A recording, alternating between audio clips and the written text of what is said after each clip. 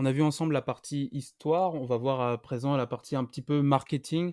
Comment, Tudor aujourd'hui, est ce qu'il est et comment elle a su justement se détacher un peu de cette image, de Rolex low cost. Comment elle a su, créer son propre ADN, malgré, une histoire beaucoup en commun et je vais laisser la parole à Tan. Voilà, donc on va parler de la publicité dans les années 50, juste quelques années après la guerre et après la reprise de Tudor à 100% par Rolex. À travers les analyses, vous allez voir tout de suite pourquoi, jusqu'à maintenant encore, beaucoup de gens pensent que Tudor est la petite sœur de Rolex, ou pire encore, Tudor est une version low cost de Rolex. Et ensuite, on va voir pourquoi et comment Tudor a décidé de faire une nouvelle identité et de se détacher de Rolex. Alors, le fait que Tudor était attaché à Rolex en termes de publicité, en termes de juridique ou en termes de la chaîne de production n'était pas forcément un inconvénient pour la marque parce que avec la réputation de Rolex, Tudor a su profiter de cette réputation pour faire vendre ses produits.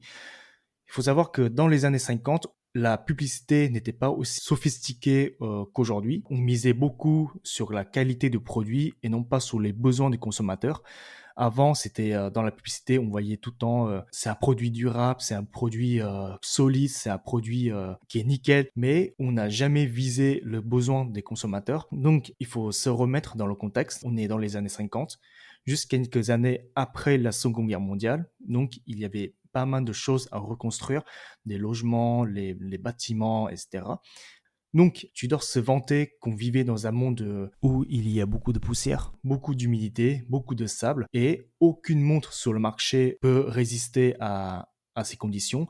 Alors, vous imaginez que quand on, quand on travaille dans le bâtiment, on fait beaucoup de mouvements brusques, et en plus, à l'époque, il faut savoir qu'on n'avait pas de téléphone portable. Donc, si quand on fait beaucoup de mouvements brusques, on utilise son marteau-piqueur enfin, du matin au soir, et bah, vous imaginez bien qu'il y aura un impact des conséquences sur le mouvement de la montre. Et à l'époque, il n'y avait aucune montre qui pouvait répondre à ces besoins. Et les seules montres qui pouvaient répondre à ces besoins, bah, ce sont des montres Tudor et Rolex. Donc, à l'époque, dans les publicités, on voyait que ces deux marques sont très très liées parce que sur toutes les publicités de Tudor, on voyait tout le temps des références à Rolex. Par exemple, la montre Tudor fabriquée par Rolex. La montre Tudor bénéficie d'un boîtier Oyster de Rolex. Les montres Tudor bénéficient de la qualité de Rolex. Donc, on voyait un lien très très fort entre les deux.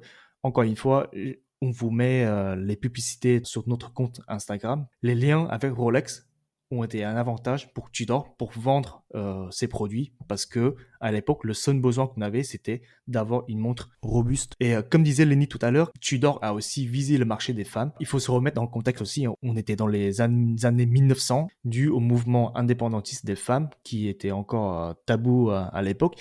Bah, Tudor a su se positionner sur ce marché en créant justement la montre Oyster Princess. Et cette fois-ci, la stratégie pour viser des femmes est différente et beaucoup plus sophistiquée, beaucoup plus réfléchie. Pour Tudor, à l'époque, pour être une femme, pour montrer que tu es une femme indépendante, élégante, qui a une vie active, eh ben, il faut porter une montre Oyster Princess. Et sur les affiches de Tudor, de publicité de Tudor à l'époque, eh ben, on voyait les femmes dans les rues, on voyait des femmes dans les bureaux, on voyait des femmes qui faisaient de l'équitation. Cette publicité me fait penser aussi à une publicité dans les années 20 par Marlboro. Dans les années 20, les femmes avaient le droit de voter, mais c'était encore très mal vu par des hommes de fumer à l'époque. Donc ce que Marlboro avait fait, c'est que si tu veux être une femme forte, indépendante, eh ben, il faut fumer et il faut fumer des Marlboro. Et la stratégie de Tudor me fait penser à Marlboro, c'est pour être une femme indépendante, élégante, avoir une vie active, eh ben, il faut porter une montre Oyster Princess. Et ensuite, on arrive dans les années 2000, ou début des années 2000. Tudor avait remarqué une baisse des ventes de ces montres. Pour se remettre dans le contexte, dans les années 2000, on avait des téléphones portables qui sont arrivés petit à petit. Il y a aussi de plus en plus de gens qui commencent à travailler dans les bureaux et non plus dans les chantiers. Donc, le besoin d'avoir une montre résistante à la poussière, à l'humidité, c'était plus vraiment un besoin. Les gens avaient juste besoin de leur téléphone portable ou une montre qui permette juste de voir l'heure et ça fait l'affaire. On n'a pas besoin d'une montre chère et résistante à toutes les situations. Une dernière raison, c'est aussi un changement de mentalité.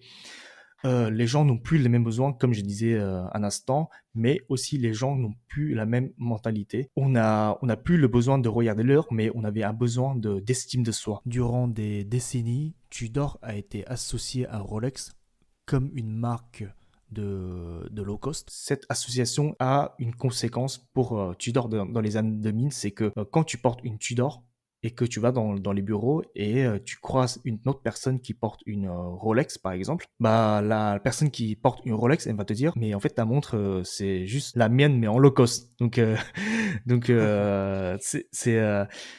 c'est vrai que ça fait un peu mal. Donc, il y a ce côté-là, en fait, le sentiment d'estime de soi qui fait que tu ne veux plus acheter de montre Tudor, tu ne veux plus porter de montre Tudor parce que tu es considéré en dessous de ceux qui portent une Rolex. Je vais me permettre de rebondir dessus. C'est effectivement beaucoup de personnes, lorsqu'on présente, on ne présente plus la maison horlogère à couronne et lorsqu'on porte justement une Tudor, beaucoup de personnes, ne reconnaissent pas.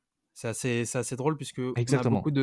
on a beaucoup de modèles qui se ressemblent. On a des similitudes forcément puisque la maison les 2 maisons comme on l'a vu partagent un bout d'histoire en commun.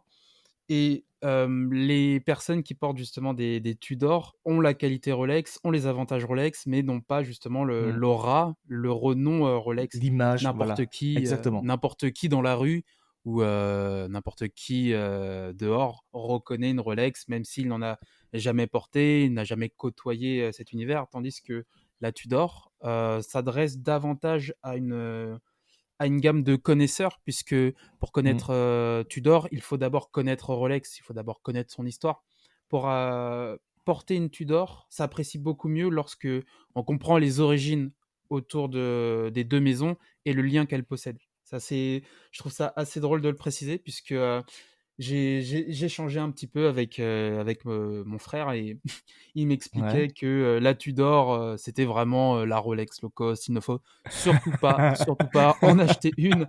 Euh, et on a fini par discuter. On a parlé de justement, je lui ai échangé sur l'histoire de Tudor.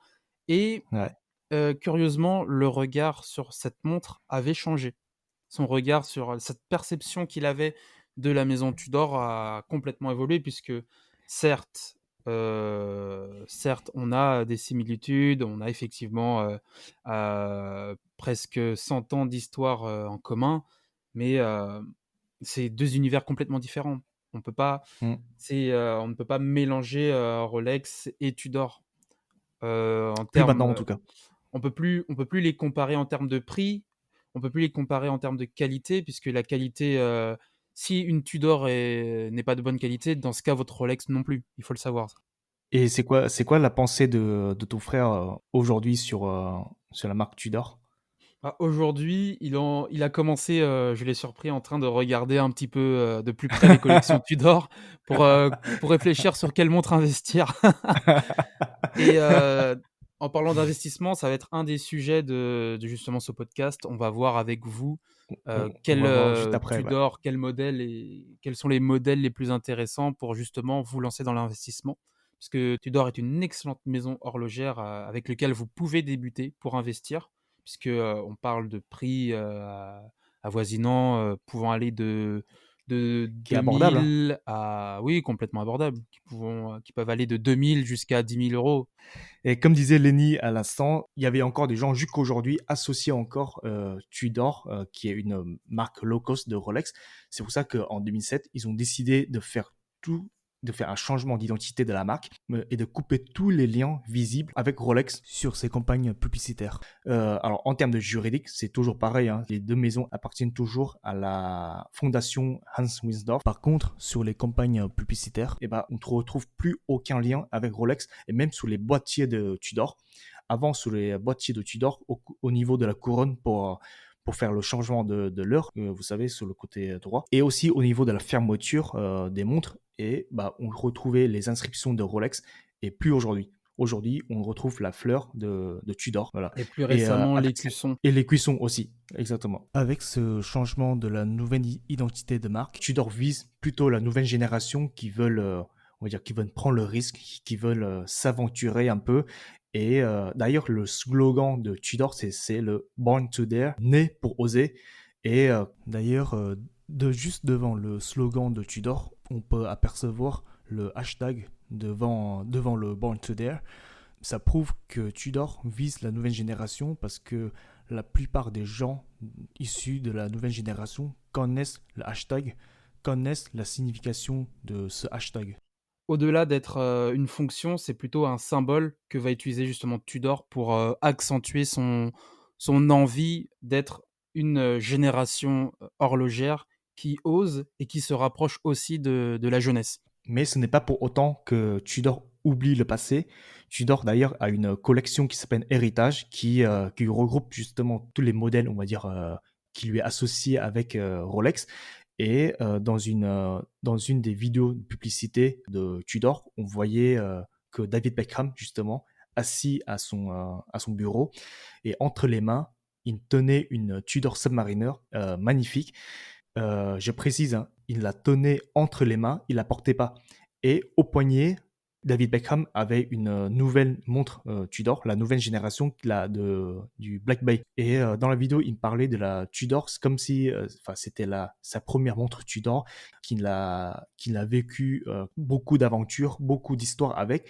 Mais aujourd'hui, il faut honorer l'ancienne génération, laisser de côté et aller de l'avant et on va dire tourner vers le futur et regarder vers l'horizon. Donc on voit bien cette volonté de Tudor de viser la nouvelle génération et parce que changer la mentalité de l'ancienne génération, c'est un peu compliqué parce qu'ils ont déjà vécu des décennies et des décennies en voyant que Tudor est une marque low cost de Rolex. Donc pour changer cette mentalité, c'est un peu compliqué et c'est comme si tu dépenses beaucoup d'argent dans la publicité pour pas grand-chose, quoi.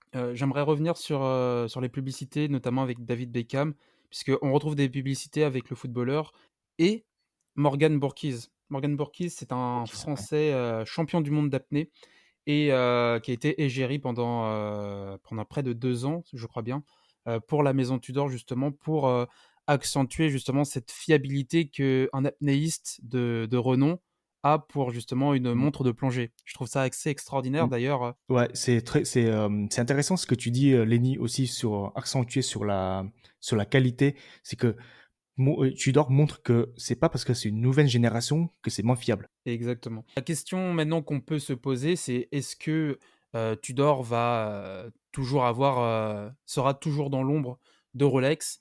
Bah, moi, je trouve ça contraire parce que, comment dire? C'est un «honneur» entre guillemets de pouvoir, en fait, justement partager la même histoire que Rolex C'est vrai. et de pouvoir bénéficier de toute la technologie, toutes les, savoir-faire de Rolex et aujourd'hui, ils commencent à se détacher pour devenir une marque, à part entière et je trouve ça assez enfin, plutôt intéressant d'ailleurs parce que, tu connais un passé, tu sais que Tudor a toujours, eu des montres de très bonne qualité et aujourd'hui encore, ils vont faire des montres de très bonne qualité comme ils le font depuis toujours et en plus de ça avec, bah, de différents designs, différentes innovations, et cetera donc je trouve ça plutôt bien. C'est vrai que plutôt que de voir un côté péjoratif au fait, d'avoir dépendu de Rolex pendant, presque 100 ans, il faudrait plutôt le voir comme justement un honneur de pouvoir bénéficier des apports technologiques et esthétiques de l'une des plus grandes maisons horlogères du monde. Évidemment que les maisons se ressemblent, évidemment qu'elles ont, des points communs, des grosses similitudes par moment, mais c'est plus des hommages plutôt que du plagiat puisque les 2 montres sont conçues exactement dans les mêmes bureaux. Donc après cette conclusion, on va pouvoir passer à une partie qui va intéresser beaucoup de personnes, savoir, l'investissement. Quel Tudor faut-il, acheter pour, commencer sa belle collection horlogère? Ah ah! Tan, est-ce que tu as des modèles à proposer à ceux qui nous écoutent? Oui, oui, oui, oui, oui, oui, oui. Alors, en vue du marché, je trouve ça assez, enfin, plutôt intéressant d'ailleurs parce que tu connais. Si vous désirez en savoir plus, vous pouvez retrouver l'intégralité du podcast sur Apple Podcast et Spotify. Vous pouvez également vous abonner à cette chaîne pour vous tenir au courant des prochains sujets. N'hésitez pas non plus à faire un tour sur notre page Instagram, Le Chronographe, où nous publions régulièrement les modèles dont nous parlons dans l'émission. Tous nos liens sont en description. On vous dit à très bientôt dans le prochain épisode.